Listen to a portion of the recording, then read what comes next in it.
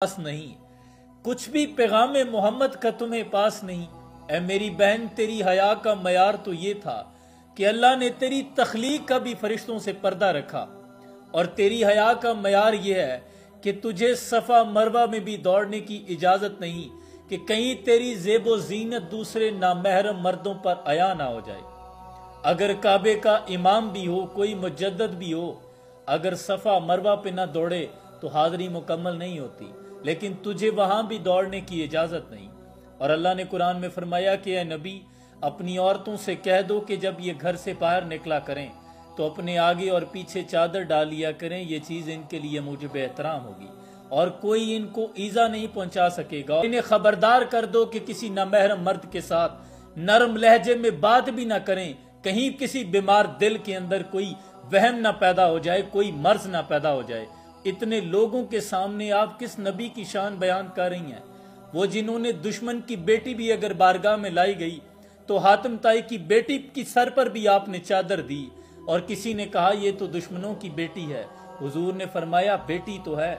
वो जिनकी बेटी की हया का मयार ये है कि रोज़े महशर अल्लाह तमाम अंबिया इकराम, तमाम मलाइका समेत पूरी उम्मतों को ये हुक्म होगा कि खबरदार अपनी निगाहों को नीचा कर लें।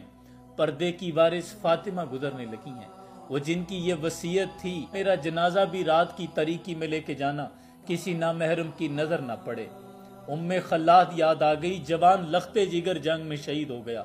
किसी ने आकर खबर दी तो उम्मे खल्लाद का जवान बेटा जिस मां का फौत हो जाए उसका तो कलेजा फट जाता है।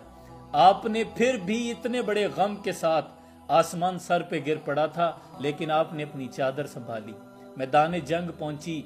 जवान लख्ते जिगर बेटे का लाशा ढूंढने के लिए कभी इस तरफ दौड़ती हैं, कभी उस तरफ दौड़ती हैं। किसी ने कहा कि अम्मा तेरा बेटा फौत हो गया है लेकिन तू चादर को संभाले हुए है, तो उम्मे खल्लाद ने तारीखी जुमला कहा, आपने फरमाया मेरा बेटा फौत हुआ है, मेरी हया तो फौत नहीं हो गई। ए उम्मत मुस्लिमान की बेटियों, फलस्तीन की बेटियां रात को हिजाब करके सोती हैं, हम सुबह को मुर्दा हालत में पाई गई तो कोई नामहरम हमारा नंगा सर ना देख ले, और तुम तो यहाँ साजगार हालात में हो। फिर ये किसके लिए बन ठन कर, किस नबी की शान और किन अल्फाजों के साथ आप बयान कर रहे हैं? ये तो आप उनकी तालीमात के खिलाफ कर रही हैं। वो जो उनकी बताई हुई हुदूद थी, आप उनको पामाल करने के बाद आप ये समझ रही हैं कि हम अपने नबी को खुश कर रही हैं। ये तो उल्टा उनके दिल को आप ईजा पहुंचा रही हैं। ये किस किस्म की नातें आ गई हैं? अब तो ये फैसला करना मुश्किल है।